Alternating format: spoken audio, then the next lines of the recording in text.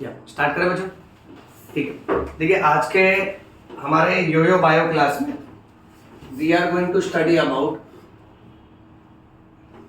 a special test which is called as spirometry।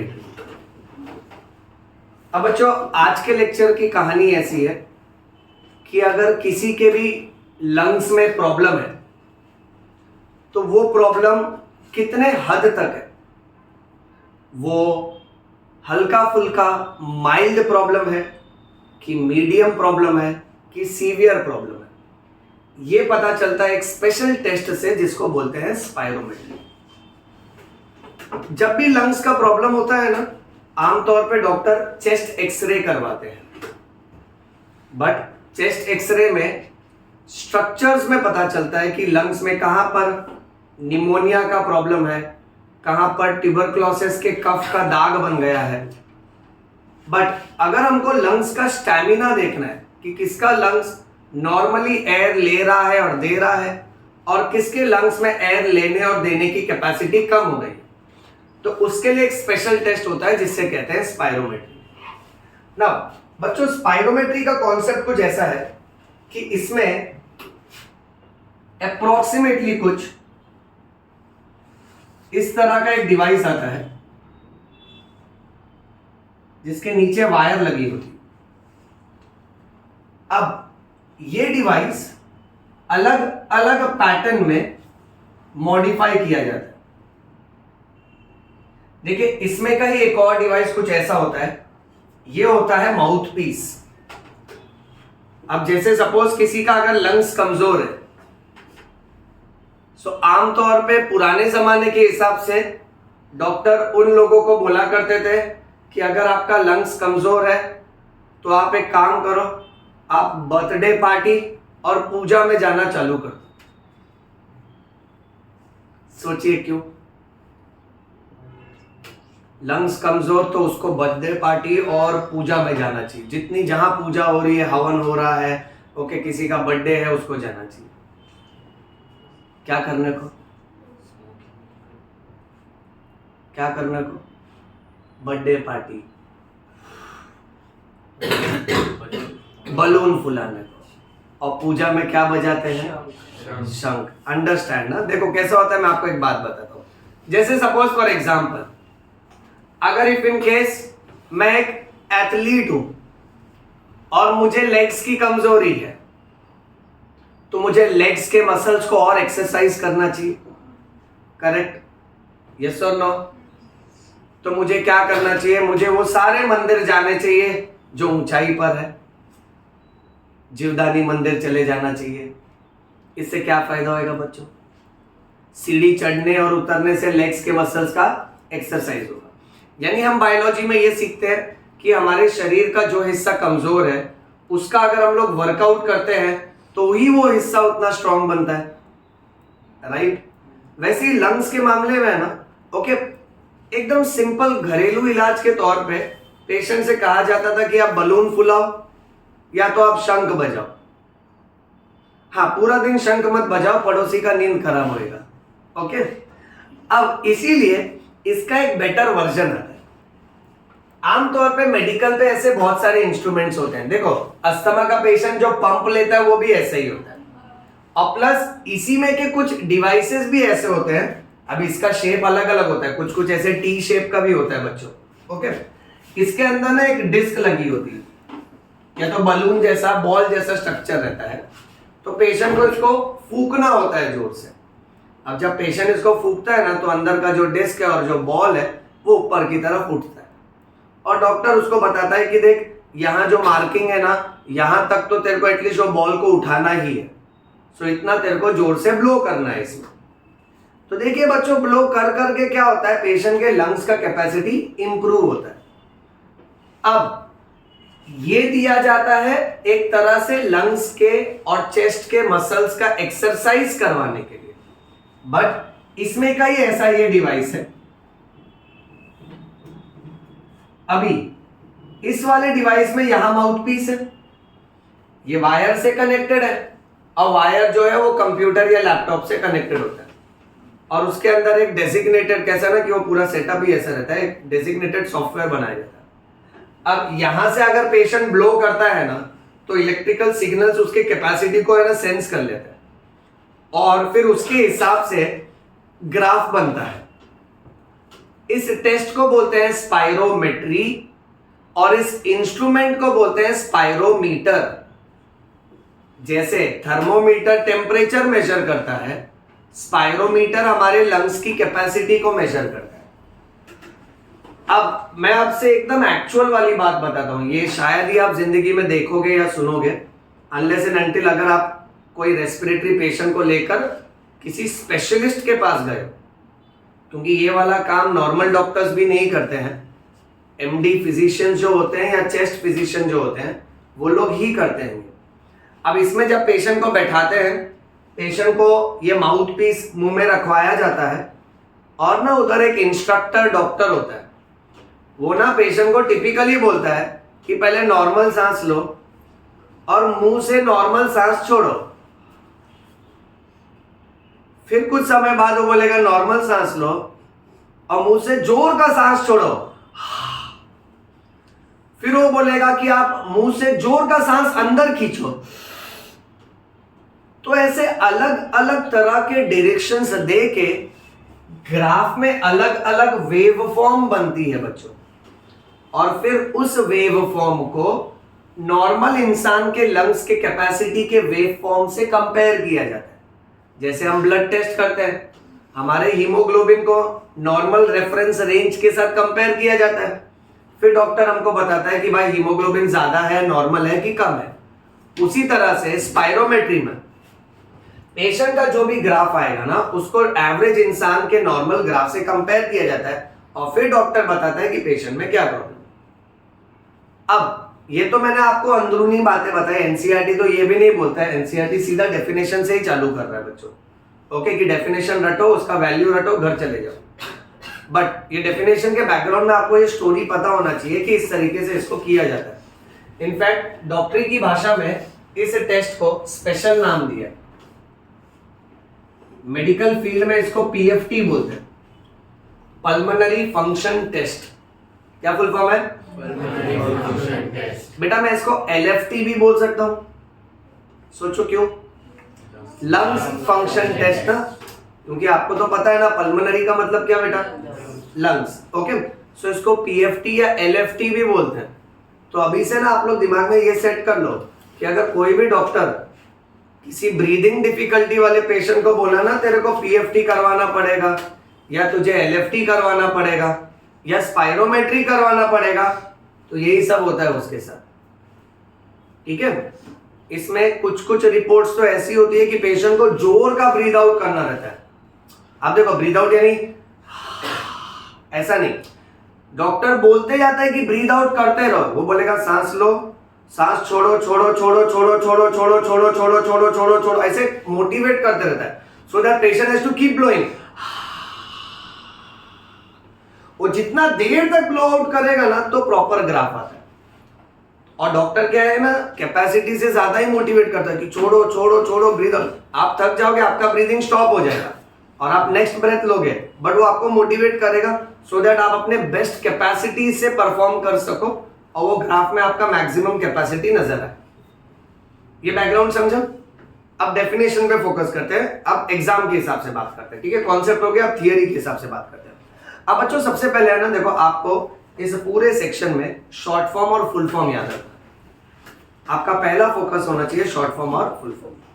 आपका दूसरा focus होना चाहिए हर पैरामीटर का नॉर्मल वैल्यू, जैसे आरबीसी, हीमोग्लोबिन, डब्ल्यूबीसी, हर एक पैरामीटर का नॉर्मल रेफरेंस रेंज होता है बेटा।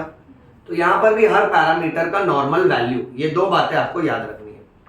तीसरी बात, अगर पेपर टफ आया ना तो लाइन टू लाइन डेफिनेशन आता है और उसका टाइटल पहचानने बोलते हैं।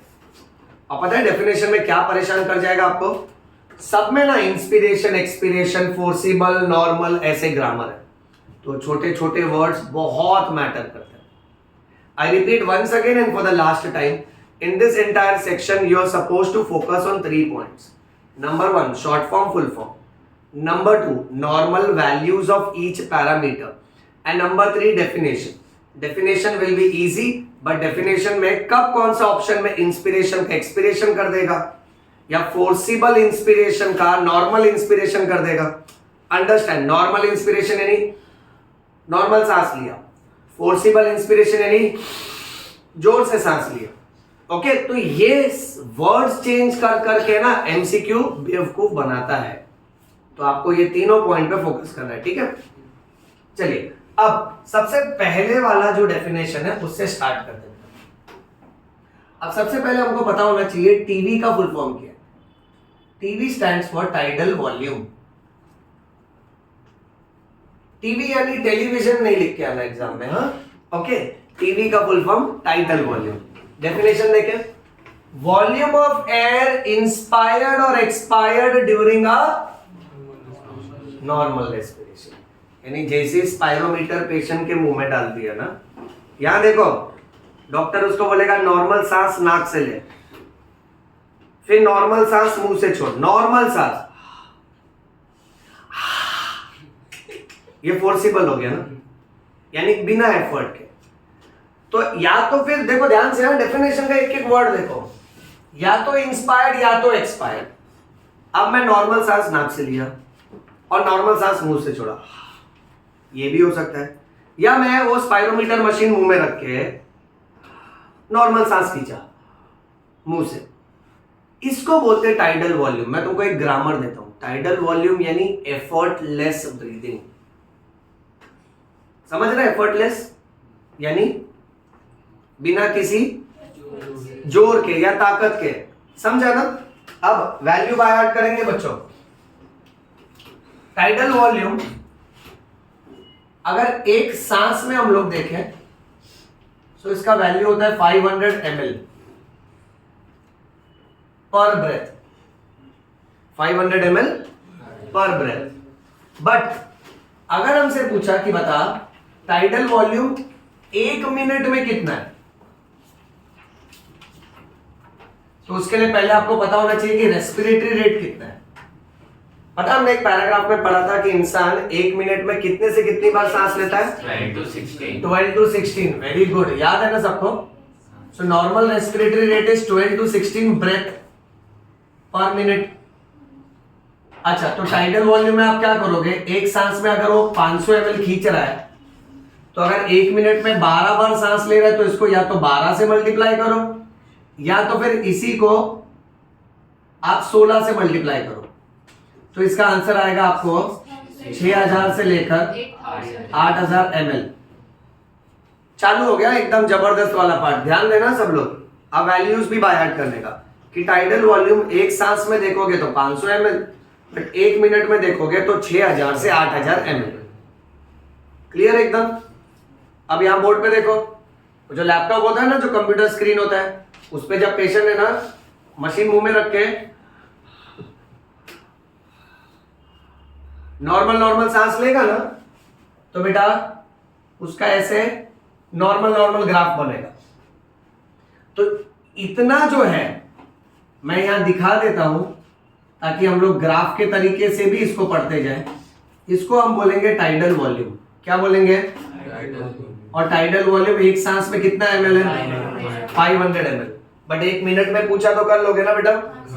ओके, चलो अब चलते हैं नेक्स्ट डेफिनेशन। सो ये फर्स्ट डेफिनेशन था टाइडल वॉल्यूम। अब नेक्स्ट डेफिनेशन है IRV। इसे हम बोलेंगे inspiratory reserve volume. Very good, सब लोग ध्यान देते रहो और बोलते रहो, हाँ ठीक है, बोल बोल के याद होएगा ये। Inspiratory reserve volume. ओके, अब इस डेफिनेशन में क्या लिखा है? Additional volume of air, normal नहीं, additional volume of air a person can inspire by a, यानी देखो मैं नॉर्मल जब सांस अंदर ले रहा हूं मुंह से तो ये 500 ml ही होगा, बट उसके अलावा ये नॉर्मल लिया, फिर और अंदर खींच रहा हूं मुंह से, इसको बोलेंगे inspiratory reserve volume. Okay, now my dear students, inspiratory reserve volume as per NCERT कितने से कितना आता है? 2500 से लेकर 3000 ml तक। सब लोग बाय हार्ट करते जाओ, नहीं तो क्या मालूम है, ठीक है, अभी बाय हार्ट कर लोगे तो अच्छा रहेगा, फिर घर जाके तुमको फिर वो डेफिनेशन याद नहीं आएगा, कनेक्ट नहीं होगा। तो अभी का भी इसको कनेक्ट कर लो अच्छे से कि IRV का वैल्यू है 2500 ml से लेकर 3000 ml। इसके पहले हम लोग ने देखा टाइडल वॉल्यूम, ये था सिर्फ 500 ml। ग्राफ फॉर्म में भी कंटिन्यू करेंगे इसको कि अब पेशेंट जब IRV दिखा रहा है तो ग्राफ ऐसा आएगा। सब लोग यहां ध्यान से देखना बेटा। अब इस ग्राफ में तुम क्या देख रहे हो, इतना तो टाइडल वॉल्यूम ही था, ये पट्टी पूरा, यानी इतना वो नॉर्मल एफर्टलेस ब्रीदिंग में सांस खींचता है और छोड़ता है।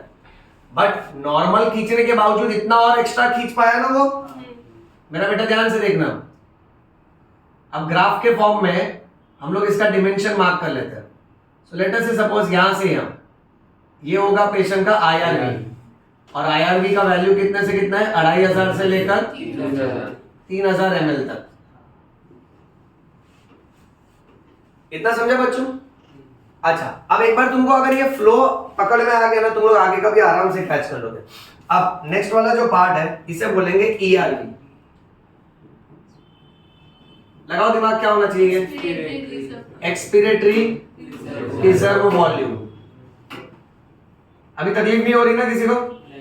ओके, डेफिनेशन देखना, सिर्फ क्या किया मालूम है, सेम लाइन है ऊपर का, इंस्पायर के बदले क्या हो गया, हाँ, और फोर्सिबल इंस्पिरेशन के बदले एक्सपिरेशन हो गया। यानी इसमें सोच, डॉक्टर क्या गाइडलाइन देगा पेशेंट को, वो इंस्ट्रूमेंट उसके मुंह में, उसको बोलेगा नॉर्मल सांस नाक से ले पहले अंदर, फिर नॉर्मल सांस मुंह से छोड़, और जैसे ही छोड़ा ना उसके तुरंत बाद और ज्यादा ब्रीद आउट कर। समझे? अच्छा, ग्राफ के फॉर्म में देखो तो और अच्छे से समझेगा बेटा।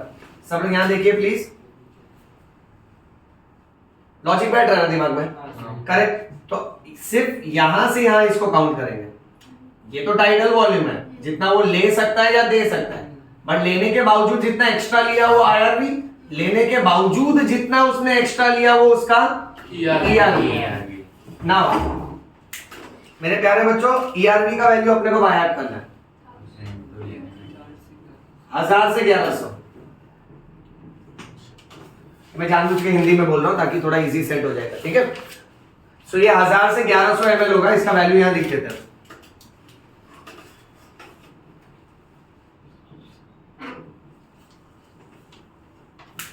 अब इसके बाद बच्चों नेक्स्ट एक कॉन्सेप्ट है जिसे कहते हैं RV। RV का फुल फॉर्म क्या है? Residual volume. प्रथम मुझे रेसिड्यू का मतलब बताओ ना, इन जनरल तुमको क्या लगता है रेसिड्यू का क्या मतलब होगा? जो केमिकल रिएक्शन में बचता है, बच जाता है, करेक्ट। यानी जो बचा कुचा मटेरियल रहता है उसको रेसिड्यू बोलते हैं, something that is left over. वैसे ही अब एक बात नोटिस करो और ध्यान से देखना, एवरीबडी ग्राफ में देख लो पहले। यानी ये बंदा जब अंदर सांस खींच रहा है तो 2500 से 3000 ml ले रहा है। अब ये कितना भी ताकत लगा के सांस बाहर फेंक रहा है तो केवल 1000, ज्यादा से ज्यादा 1100 फेंक पा रहा है। अंदर गया 2500 और बाहर आया केवल 1100। बहुत कमाल का कॉन्सेप्ट है, अगर ये समझा तो नेक्स्ट लाइन बोलूंगा। यानी इसका मतलब ये होता है कितना भी ताकत लगा लो, you can never empty your lungs. समझे ये? क्या समझ रहे हैं? कुछ तो एयर हमेशा एल्वियोलस के अंदर रहता है। यानी जैसे अभी अगर मैंने अभी जोर से ब्रीद आउट किया तो फिर भी मेरे एल्वियोलस में हमेशा थोड़ा एयर रहेगा, हर एक एल्वियोलस में। अब सोचो अगर वो एयर नहीं होगा तो हमारा एल्वियोलस कोलैप्स हो जाएगा, और एल्वियोलस अगर कोलैप्स हो गया तो अगली सांस ताकत से लेनी पड़ेगी ना, क्योंकि वो सांस का जो स्टार्टिंग का प्रेशर है वो पहले एल्वियोलस को खोलेगा। यानी सोचो ना, एक बलून जिसको शुरुआत से फुलाना है और एक बलून जो ऑलरेडी फूला हुआ है। शुरुआत में फुलाने में बहुत ताकत लगता है ना, एक बार फूल गया तो फटाफट हवा बढ़ते जाता है उसमें। वैसा ही फंडा है, कुदरत हमेशा थोड़ा हवा हमारे लंग्स के अंदर रखता है। अब अगला एक्स्ट्रा पॉइंट ये है कि ये रेसिडुअल वॉल्यूम, इसमें मैक्सिमम टाइम्स जो एयर होती है वो होती है नाइट्रोजन। पता है हमने शुरुआत में पढ़ा था इंस्पायर्ड एयर और एक्सपायर्ड एयर का कंपोजिशन, जहां हमने स्कूल के उस थॉट को तोड़ दिया था कि हम सिर्फ ऑक्सीजन लेते और सिर्फ कार्बन डाइऑक्साइड देते। हमने ये पढ़ा था कि हम मिक्सचर ऑफ गैसेस लेते और मिक्सचर ऑफ गैसेस देते। If we are being specific, जब हम ब्रीद इन करते हैं तो 21% ऑक्सीजन लेते हैं, 0.04% कार्बन डाइऑक्साइड लेते हैं, लगभग 78% नाइट्रोजन। ये बात गई दिमाग में? अब एक लेवल और ऊपर बताता हूं। अगर किसी के एल्वियोलस में नाइट्रोजन है, so nitrogen is like side hero. वो क्या करता है, एल्वियोलस को हमेशा दबा के खुला रखता है और ऑक्सीजन और कार्बन डाइऑक्साइड को बोलता है कि कैपिलरीज और एल्वियोलस के बीच में तुम लोग डिफ्यूजन कर लो, एक्सचेंज हो जाओ, इसको मैं खुला रखता हूं। क्लियर? अब मैं तुमको एक बात बताता हूं। फाइनल ईयर एमबीबीएस में जब आईसीयू पढ़ते हैं, ओके, और मेडिसिन नाम का एक सब्जेक्ट होता है, तो उसमें एक क्वेश्चन आता है कि ऑक्सीजन इज अ पॉइजन। जो क्वेश्चन सुन के ही बहुत आश्चर्यचकित वाली बात लगती है कि इंसान यानी ऑक्सीजन का भूखा, बट मेडिसिन ये सिखाता है अगर किसी को ज्यादा ही ऑक्सीजन दे दिया ना तो वो भी पॉइजन का काम कर सकता है। अब होता ऐसा है कि मान लेते हैं अगर एक पेशेंट एडमिट है हॉस्पिटल में, अब उसका जो ऑक्सीजन सिलेंडर होता है उधर एक नॉब होता है घुमाने जैसा, और बाजू में कैसा है ना कि एक पानी का छोटा सा चेम्बर रहता है और उसमें से बबल्स निकलते रहते हैं, और वो ऑक्सीजन, मॉइस्ट ऑक्सीजन वो पेशेंट को मिलता है, वो नाक के पाइप के थ्रू उसको लगाता है। अब सपोज डॉक्टर ने उसका चेकअप करने के बाद ऑक्सीजन का लेवल सेट किया 2 लीटर्स पर मिनट। कितना बेटा? 2 लीटर्स पर मिनट। तो पेशेंट अब कंफर्टेबल, डॉक्टर बेचारा घर जाता है, सोचता है पेशेंट स्टेबल है, अब शाम को आके उसको वापस देखता हूं। डॉक्टर जैसे ही घर पे गया, थोड़ा टाइम यूज किया, खाना खाने बैठा, हॉस्पिटल से फोन आता है कि सर वो पेशेंट को सांस लेने में तकलीफ हो रहा है, अब वापस आ जाओ। डॉक्टर फिर बेचारा हॉस्पिटल वापस आता है और आके देखता है उसका ऑक्सीजन चल रहा है 8 लीटर्स पर मिनट। कितने पे लगा के गए थे वो? 2 लीटर। करेक्ट। तो ये देख के तुमको नहीं लगता है कि वो डॉक्टर एकदम इनक्रेडिबल हल्क जैसा गुस्से में आ जाएगा? तो सीधा नर्स को बुलाता है कि तुम लोग को अक्ल नहीं है क्या, 2 लीटर्स पे रखा था, मॉनिटर करना चाहिए।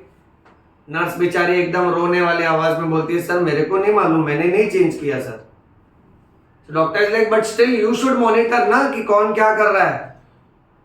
फिर प्यार भरी आवाज में पेशेंट का एक रिलेटिव आता है, बोलता है सर वो ऑक्सीजन ना वो तो मैंने बढ़ाया है सर। डॉक्टर बोलता है वाह, अब अपने स्टाफ को डांट सकते हैं, क्यों? वो एजुकेटेड स्टाफ है ना, वो मिस्टेक नहीं करना चाहिए। रिलेटिव को नहीं डांट सकते हैं क्योंकि उसको थोड़ी मालूम है, तो उसको एजुकेशन देना होता है।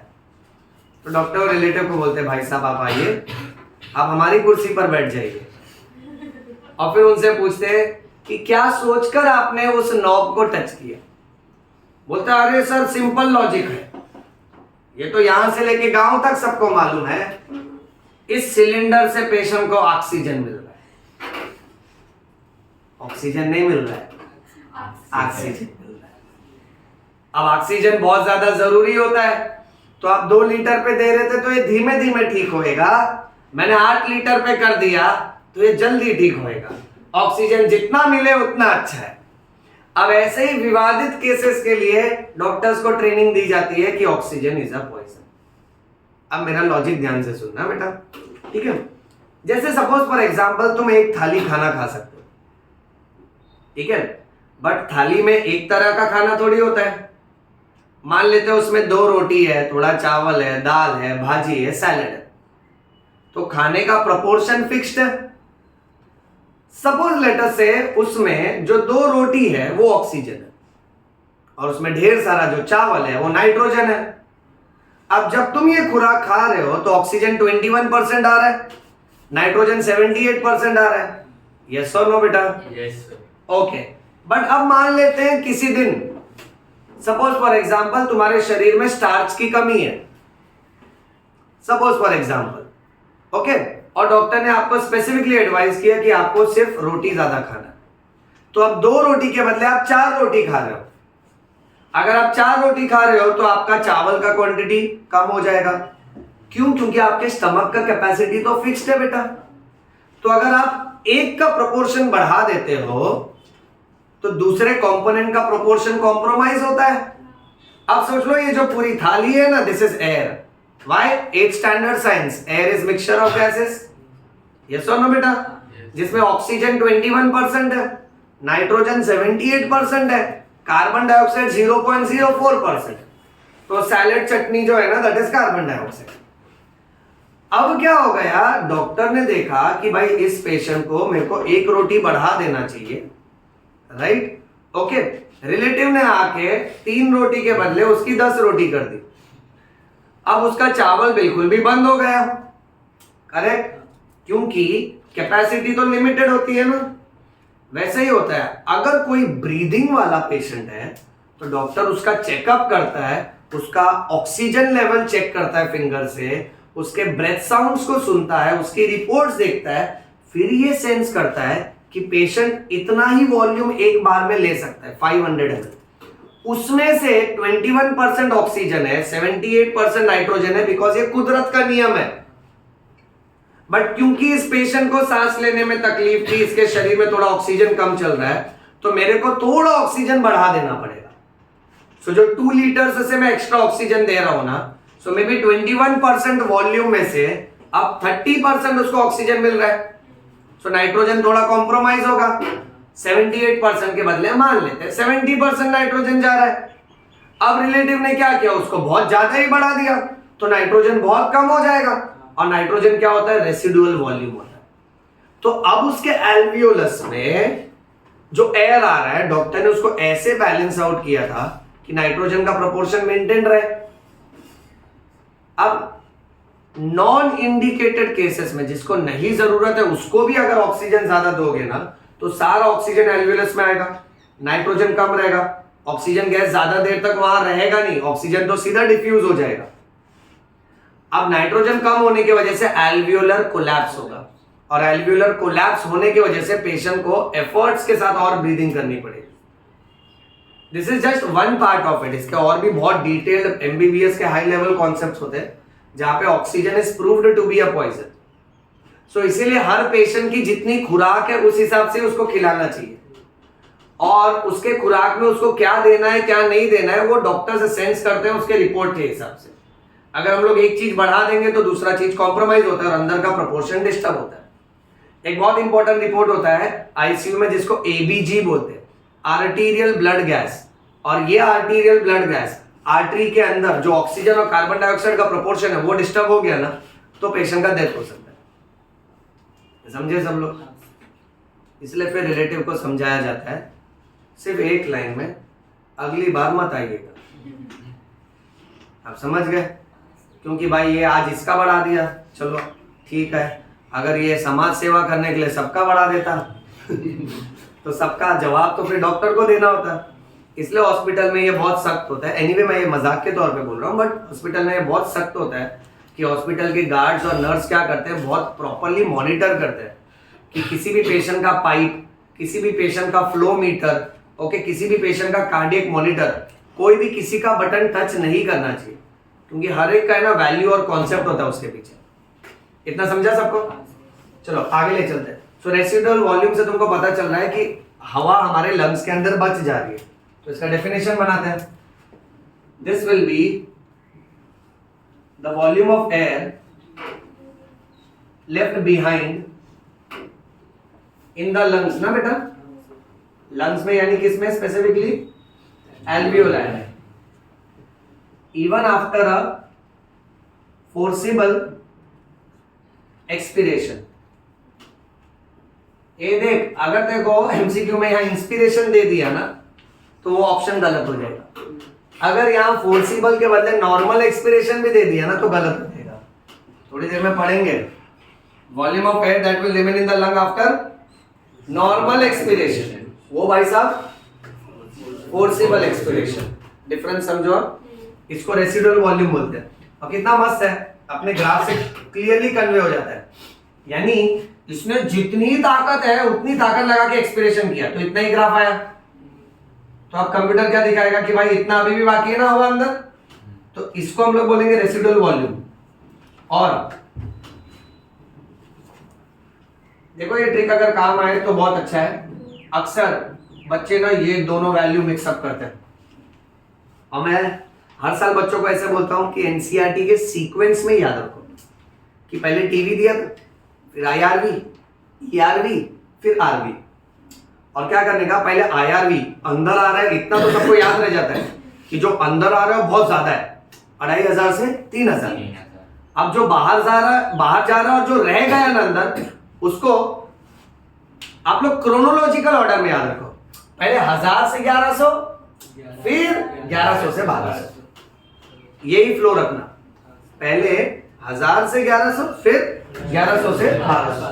तो मुझे पता था ये 1000 से 1100 है, तो दिस विल बी 1100 से 1200 बेटा। ओके, अच्छा अब यहां पे हमने 4 पैरामीटर कवर कर लिया। आपने एक बात नोटिस किया, सबके एंड में क्या आ रहा है, वॉल्यूम। अब इसके ऊपर से भी एक डेफिनेशन है कि कभी भी पैरामीटर में अगर वॉल्यूम लिखा है मतलब वो अपने आप में सिंगल पैरामीटर है, अकेला है। बट अब हम लोग चल रहे हैं नेक्स्ट डेफिनेशन की तरफ। अगर किसी भी वर्ड के एंड में कैपेसिटी आएगा, जैसे चलो चेक करो ना सब लोग यहां पे ध्यान से, कैपेसिटी से खत्म होने वाले वर्ड आईसी यानी inspiratory capacity, short form full form है मेरा बेटा, EC expiratory capacity, FRC functional residual capacity. ये सब लोग सिर्फ शॉर्ट फॉर्म फुल फॉर्म पे फोकस करो। अच्छा, अब इसके बाद इसको बोला है वीसी, वाइटल कैपेसिटी।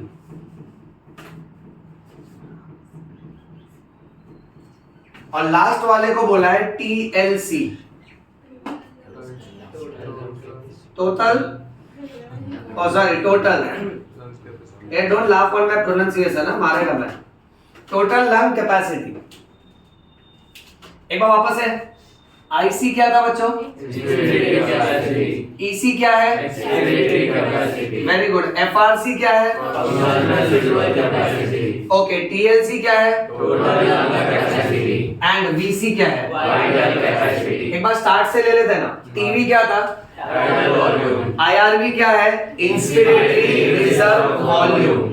ईआरवी क्या है, एक्सपिरेटरी रिजर्व वॉल्यूम। आरवी क्या है, अच्छा वॉल्यूम में सब अपने आप में सिंगल पैरामीटर है। अब यहां से कॉन्सेप्ट आगे बढ़ता है, capacity is combination of volumes. एक या दो इन्हीं पैरामीटर्स को ऐड करके नया पैरामीटर बनाया जाता है जिसको कैपेसिटी बोलते हैं। ठीक है, अब डेफिनेशन ज्यादा रोकेंगे नहीं, थोड़ा फास्ट चलते हैं।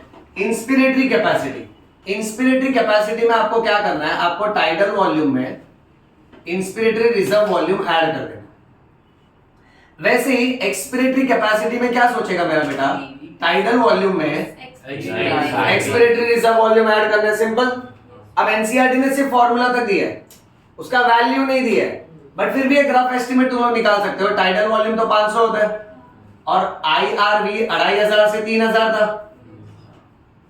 अब पूरे रेंज के हिसाब से ऐड करें, अगर 2500 में 500 ऐड कर दूं, यानी ये फाइनल आंसर 3000 से लेके 3500 तक आएगा। बराबर है बच्चों, यानी ये वैल्यू रटने की जरूरत नहीं है। ये पैरामीटर्स को हम डिराइव्ड पैरामीटर्स बोलेंगे, क्योंकि अगर मुझे ये सारी वैल्यू आती है तो एग्जाम में कभी भी ऑन द स्पॉट फॉर्मूला के हिसाब से इसको कैलकुलेट करने का। वैसे ही एक्सपिरेटरी कैपेसिटी में टाइडल वॉल्यूम 500 ml है और ईआरवी फ्लो के हिसाब से हमने देखा था 1000 से 1100। मैं यहाँ पे 2 लिख देता हूँ, नहीं तो ये माइनस लगेगा। Okay right. अच्छा, अब इसमें अगर 500 जोड़ दिया तो ये 1500 हो जाएगा। तो ये 1500 से लेके ज्यादा से ज्यादा 1600 ml तक होगा बेटा। Next, functional residual capacity, NCERT किसको किसको ऐड कर रहा है, ERV और RV। ओके, अब ERV एक्सपिरेटरी रिजर्व वॉल्यूम 1000 से 1100 था और रेसिडुअल वॉल्यूम 1100 से लेकर 1200 है। बराबर है बच्चों, ये दोनों को ऐड करना है। अगर दोनों का मैं सिर्फ लोअर लिमिट ऐड करूं तो 2100 आएगा बेटा, और दोनों का अपर लिमिट ऐड करूं तो 2300 आएगा। तो एक रफ आइडिया आ जाता है ना कि ये इतने रेंज के बीच में होगा बेटा। Next, vital capacity. अब वाइटल कैपेसिटी क्या कहता है कि इसमें आप तीन चीजें ऐड करोगे। बोलो क्या क्या ऐड करना है? ओके, सीक्वेंस में चलो ना, TV plus IRV plus ERV। एक बात देख रहे हो, यहां लिख देते ना, इसमें आप क्या नहीं ऐड कर रहे हो? RV। हाँ, क्या नहीं, देखो ना, चार ही तो चीजें थी, RV छोड़ के सब ऐड कर दिया, वो वाइटल कैपेसिटी। तो अब क्यों टेंशन लेना, लास्ट वाले में जैसा कि टाइटल बोल रहा है टोटल लंग कैपेसिटी, तो इसमें सब कुछ ही ऐड करना है।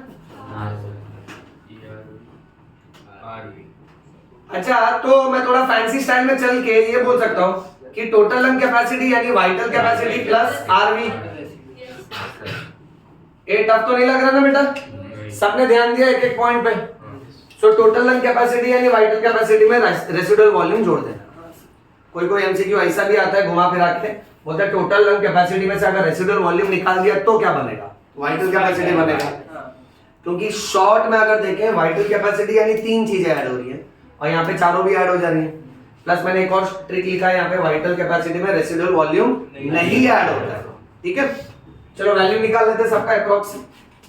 यहाँ तीन चीजें ऐड करना है। टाइडल वॉल्यूम 500 है, IRV 2500 से लेकर 3000 है, प्लस वो अपना ERV 1000 से 1100 है ना बेटा? अच्छा, आप पहले सबका लोअर लिमिट ही ऐड करते हैं, 500 और 2500, 3000 को और 1000 यानी 4000। स्क्रीन में दिख रहा है ना ये? 4000 दिख रहा है ना?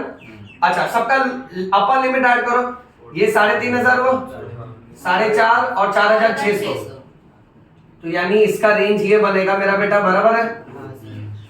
अब एक काम करते हैं ना, यहाँ पूरा नहीं लिखते, आधा वैल्यू तो उधर से ही मिल जाएगा अपने को।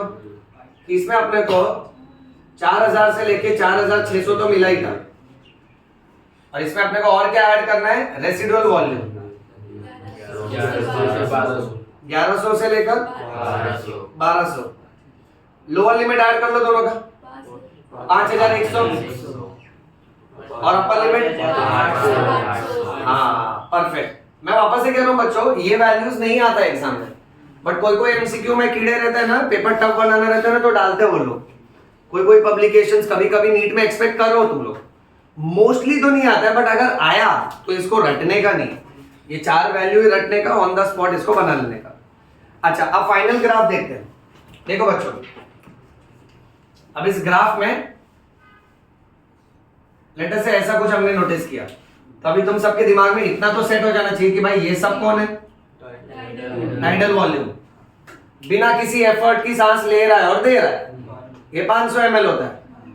एक बार में आप 500 ml लेते हो अंदर, बट सोचो 500 ml में से केवल 350 ml तुम्हारे शरीर को मिलता है। हर 500 ml में से केवल 350। 150 ml किधर जा रहा है? कौन सा स्पेस? Dead space. याद आया ना? हाँ। कि यादें दिलाऊं क्या? नहीं। याद है ना? हाँ, तो 150 ml तो भर ही जाता है, वो सिर्फ और सिर्फ कंडक्टिंग जोन में भरा रहता है, और बाकी 350 ml है वो एक्सचेंज होता है ना। ओके, तो डेड स्पेस भी याद रखने का, डेड स्पेस ना 150 ml होता है। अच्छा, अब यहां हम लोग ने 1 2 3 4 पट्टी बनाई है। अब मस्त मैंने इसको फिलअप करते हैं। मेरा बेटा यहां देखना, सिर्फ और सिर्फ टाइडल वॉल्यूम से लेकर, ये टाइडल वॉल्यूम से लेकर IRV, ये दोनों को अगर मैं साथ में काउंट करूं तो ये हो जाएगा इंस्पिरेटरी कैपेसिटी। बोलो मानते हो कि नहीं? ग्राफ सेट हो रहा है फॉर्मूला के हिसाब से अभी? अच्छा, उसी तरह से मेरा बेटा टाइडल वॉल्यूम के साथ ब्लू कलर से दिखाता हूं। कि ये टाइडल वॉल्यूम के साथ साथ मैं ERV यहां तक ही ऐड कर रहा हूं, ये पूरा। बताओ तो हम किसकी बात कर रहे हैं? एक्सपिरेटरी कैपेसिटी की बात कर रहे हैं। परफेक्ट। अब अगर समझ रहे हैं तो मुझे बताना, मैं यहां से लेकर नीचे तक चल रहा हूं पूरा, तो अब मैं किसकी बात कर रहा हूं? FRC, functional residual capacity.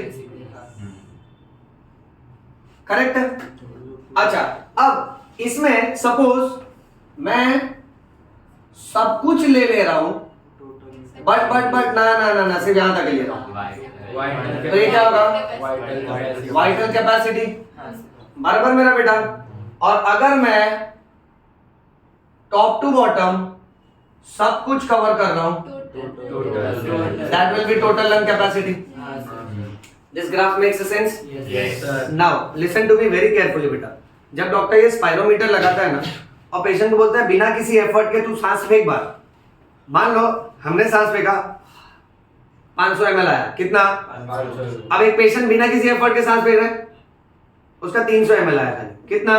300। फिर डॉक्टर उससे पूछता है तेरा कोई पास्ट हैबिट है, तो बोलता है हाँ सिगरेट 40 साल से, 40 years ओनली।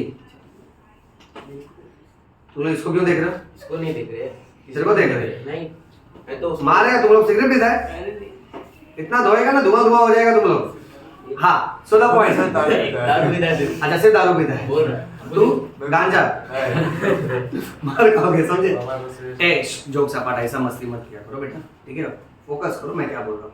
अब कोई पेशेंट मान लेते हैं अगर सिगरेट पीता है, ओके? हमारा एक पेशेंट था, उसका एज था 65 इयर्स, कितना?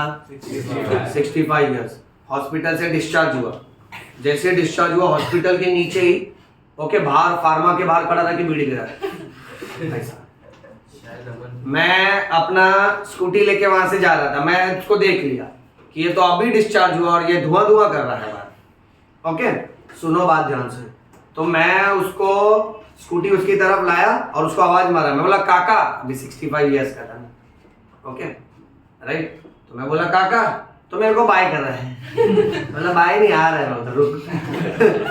तो मैं गया उनके पास, स्कूटी पार्क किया और 4 कदम की दूरी पे चल के जा रहा था। चलते चलते मेरे को बड़ी गुस्सा लग गई। तो 5 दिन से हम लोग उसको ट्रीट कर रहे थे, ओके? बहुत मुश्किल से उसके लंग्स का कंडीशन इंप्रूव करवाया। तो चलते चलते मैंने उसको, गुजराती पेशेंट था, मैंने उसको पूछा काका कितना वर्ष थी? तो उसने बोला 7 वर्ष थी, गुजराती लैंग्वेज, 7 वर्ष थी। तो मेरे को और गुस्सा आई। मैं बोला यार एक तो तेरे को प्रॉब्लम है, ठीक है, ऊपर से 7 साल से बीड़ी पी रहा है। तो मैं डांटा उसको, मैं बोला 7 साल से आप बीड़ी पी रहे हो? बोला 7 वर्ष थी नहीं 60 वर्ष थी। मैं बोला ये तो मेरे को करेक्ट भी कर रहा है, अब इसको नोबेल पुरस्कार देना चाहिए। तो मैं उसको थोड़ा चिल्लाया भी और थोड़ा प्यार से भी बोला काका ये क्या गलत बात है, और आपका उम्र कितना है? तब मैं शॉक हो गया, बोला मेरा उम्र 65 है। हाँ, यानी सोचो वो 5 साल की उम्र का था। देखो ये बिलीव नहीं होता है, सोचो 5 साल की उम्र का बच्चा, चाराना हटाना। ये तुम लोग क्या इधर उधर पॉइंट कर रहे हो? एक चुप रहो। हाँ, अब पॉइंट ऐसा है कि वो तब से बीड़ी पी रहा था। अब उसके पीछे कैसे रीजन था बच्चों? ही वॉज अ टिपिकल, वो वाइट टर्बन और वाइट फुल स्लीव्स का ऐसा कुर्ता टाइप पैजामा टाइप पहनते हैं ना, ओके? वो एथनिक बैकग्राउंड के थे। और ऐसे भी मैंने कैजुअली उनसे पूछा, बिकॉज हम लोग क्या ये स्मोकिंग पे तभी फाइनल ईयर में रिसर्च भी कर रहे थे। तब कैसा ना कि व्हाट मेक्स पीपल स्मोक, उसमें most of the time common cause ये निकलता है क्यूरियोसिटी, कि चलना ट्राई मार के देखते हैं। बट इसमें है ना, वी थॉट दैट कि 5 साल के बच्चे को क्या क्यूरियोसिटी होती है? जब हम लोग कॉलेज में आते हैं तब क्यूरियोसिटी होती है कीड़े करने की, करेक्ट है? हाँ क्या ना बोलना चाहिए कि सर हम अच्छे बच्चे हैं। हाँ बोला हाँ। ओके, अब पॉइंट ऐसा है, उनकी स्टोरी ऐसी थी कि वहां ना उनके खेत में ओके बड़े बड़े लैंड हुआ करते थे। तो वहां तभी काफी पहले के टाइम पे लाइट नहीं होती थी, इलेक्ट्रिक सप्लाई नहीं था। और कैसा होता था कि ये लोग है ना रात भर ऊपर बहुत बड़ा ऐसा छज्जा ये सब बना के ना उस पर बैठे रहते थे, शेल्टर बना के। अब वहां उनका ट्रेंड ऐसा था कि गुजरात के इंटीरियर्स में, ऐसा उसने मुझे बताया कि वहां बहुत सारे लोग ना रात भर पत्ते खेलते थे और बीड़ी पीते थे, और उसमें ये बहुत ही कैजुअल था कि ये लोग जब अपने बच्चे लोग को साथ लेकर बैठते थे ना तो मस्ती मस्ती में बच्चों को भी पिला देते थे। अब वहां से उनको आदत लग गई, और ये मस्ती मजाक में सब जेंट्स ही बैठते थे, तो लोग पत्ते वत्ते खेलते थे और रात भर खेत की रखवाली करते थे। तो उस चक्कर में इसको भी बीड़ी पीने की आदत हो गई। And he said in a very nice tone कि थैंक गॉड अभी वहां बिजली आ गई है, तो मेरे जैसे बहुत बच्चे अब बच गए हैं वहां पे। ओके, सो दैट कैसा है कि रात में आपके लाइट्स वाइट्स है, जनरेटर, ये सब वो लोग मैनेज कर लेते हैं, बट वो टाइम पे सिचुएशंस अलग थे। सो सी दैट हैपेंस। अब अगर किसी का मान लेते हैं वाइटल कैपेसिटी जो अपने को लगभग 4000 से 4600 आना चाहिए, अब किसी का वाइटल कैपेसिटी अगर 3000 है तो डॉक्टर उससे पूछता है, तो उसका अगर टोबैको, स्मोकिंग, ये सब का हैबिट्स निकला तो पता चलता है उसका लंग्स कमजोर है। ये समझ रहे बेटा? अब डेफिनेशन देखो, inspiratory capacity, total volume of air a person can inspire after a normal expiration. यानी यहां देखो, ये पूरा इंस्पिरेटरी कैपेसिटी है, ये पेशेंट ने इंस्पायर किया, नॉर्मल इंस्पिरेशन क्योंकि टाइडल वॉल्यूम है, और नॉर्मल एक्सपिरेशन किया, उसके बाद वो कितना एयर खींच पाता है, यानी टाइडल वॉल्यूम प्लस आईआरवी हुआ। समझा डेफिनेशन? ग्राफ के साथ रिलेट करने का। Next, total volume of air a person can expire after normal inspiration. यानी अब यहां पर क्या हो रहा है, ये पर्सन ने नॉर्मल इंस्पिरेशन किया, अब उसके बाद वो कितना एक्सपायर कर सकता है, तो यहां से नीचे जा रहे हैं, यानी इतना टुकड़ा हो गया 500 ml, और कितना एक्सपायर कर सकता है, यानी ईआरवी हुआ, तो ये दोनों को जोड़ के अपने को मिलेगा एक्सपिरेटरी कैपेसिटी। डेफिनेशन समझ रहा है? ये ग्राफ एनसीईआरटी में नहीं दिया है, बट ये मेडिकल का स्टैंडर्ड ग्राफ है। Okay, moving on. Functional residual capacity, volume of air that will remain in the lung after which expiration. वहां पे कौन सा एक्सपिरेशन था? फोर्सिबल एक्सपिरेशन, बराबर है ना? यानी खूब ताकत लगा के जितना ये सांस बाहर फेंक पाया, उसके बाद भी जो बचा वो रेसिडुअल वॉल्यूम।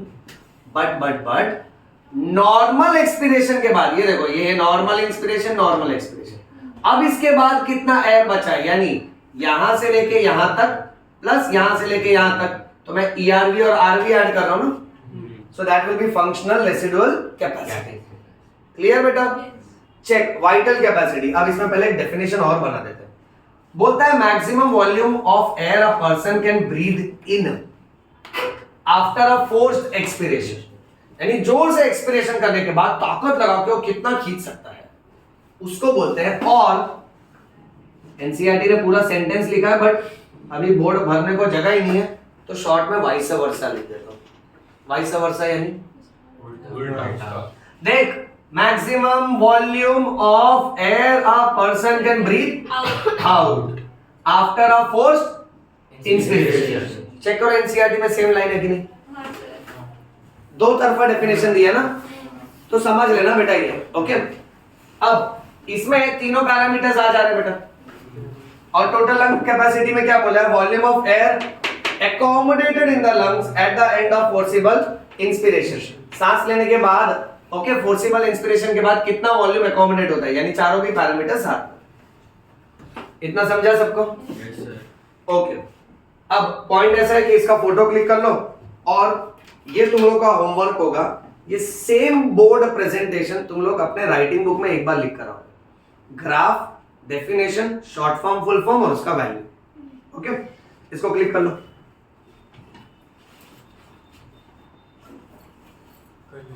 ओके, अब हाँ कर लो। आज के क्लास में ना यहाँ स्टॉप करते हैं। एक्चुअली कैसा बच्चों, एक और पार्ट है जो नेक्स्ट ग्राफ है ऑक्सीजन डिसोसिएशन कर्व का, बट आई नो दैट कि मैं मतलब उसमें घुस जाऊंगा ना तो उसमें बहुत ज्यादा ही टाइम चले जाएगा, और मैं कम टाइम में उसको ऊपर से नहीं कराना चाहता। ठीक है, सो उसको हम लोग आराम से नेक्स्ट क्लास में करेंगे।